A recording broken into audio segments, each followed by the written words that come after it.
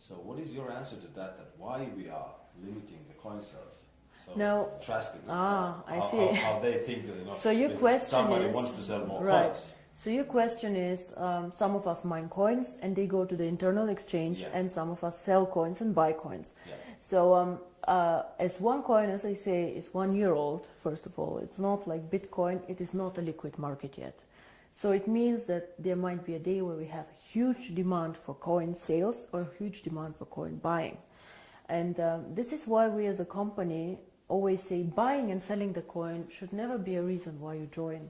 The coin actually needs to be used. So we need to have some time, and I say always it's 3 to 5 years until we really manage to have a usability and a liquid market where you can do unlimited sales and buying actually on the market. Until then, Kari, if you do not have limits, for example, what can happen is that one person with a huge sales order or huge buy order can distort the price a lot. And this is what happens to Bitcoin often. I don't know if you see all this going up, down in a very, very big amount. And this is called volatility, and we do not want to have a very big volatility for our coin. People do not understand how it can be that Bitcoin today is worth $500 and tomorrow only 400 within a day. This is very disturbing, and if you are a merchant who takes Bitcoin, you don't want to have this. Because you want to be sure that if you take a Bitcoin today, it will not be valued 20% or 30% less tomorrow. Of course, you're very happy if it's valued 30% more, but it goes both sides. Absolutely, yeah. So cryptocurrency is one of the riskiest assets actually out there. High volatility, low liquidity on the markets. So for us to achieve a high liquidity, we need to work first on the value creation of the coin, on the liquidity, and it will take time. So all these people, why we have created this exchange? We have created it so people can learn to trade it, but it's not a self, the idea is not just that we go buy and sell the coin there, but we wait for the usability of the coin. This coin is very, very young. We have so much way to go, but we have created miracles already. So I'm looking very, very positive into the future. But remember, the internal exchange is demand and supply. So you have to find somebody who wants to sell coins to buy, and the other way around.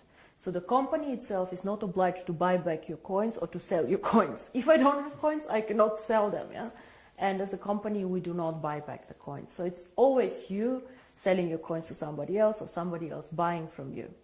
Don't forget also a bit the time differences. When China sleeps, you're awake, and so on. So sometimes, as I said, the market is not liquid and not efficient yet. And then the other question is, which relate to that, is that how is the value created? Now, there are two questions I think inside here. First is what is the value of cryptocurrency, and the second is how do we determine today if one coin is valued €1, €2, or €5? Yes. So we have a concept which is called mining difficulty. And there are calculators out there on the internet for Bitcoin. Everybody can Google them. You just Google Bitcoin mining difficulty calculator and you see how this is calculated. It's a very, very simple thing. You calculate, one is electricity costs for the mining, and the second is computer power. So to mine a coin, you need obviously a computer to do some calculations and electricity to get the computer running. So depending on these two things, the mining difficulty grows or goes down. It goes both ways. It can go up, it can go down.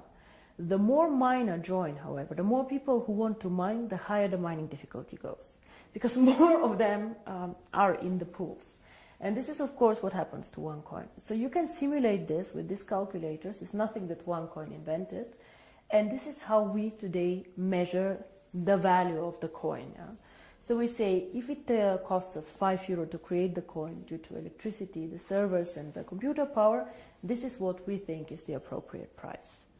Of course, it fluctuates up and down based on demand and supply, but always in a corridor actually that we have set.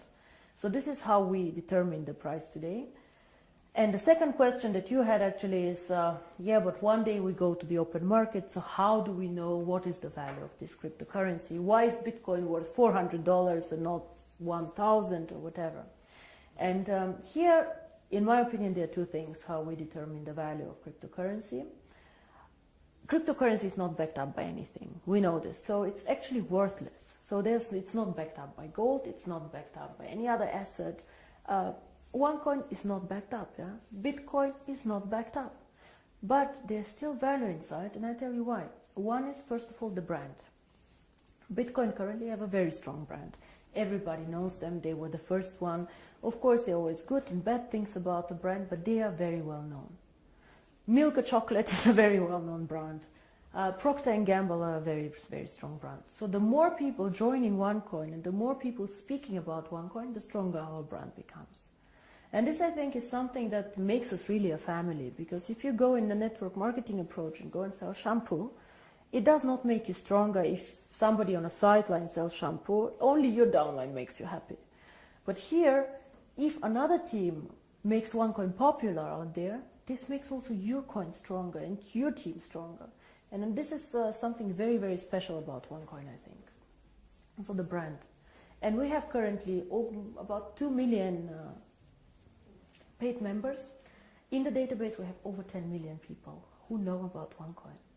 So we for sure have more users than Bitcoin, for sure.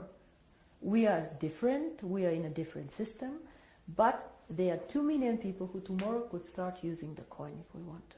And this is great.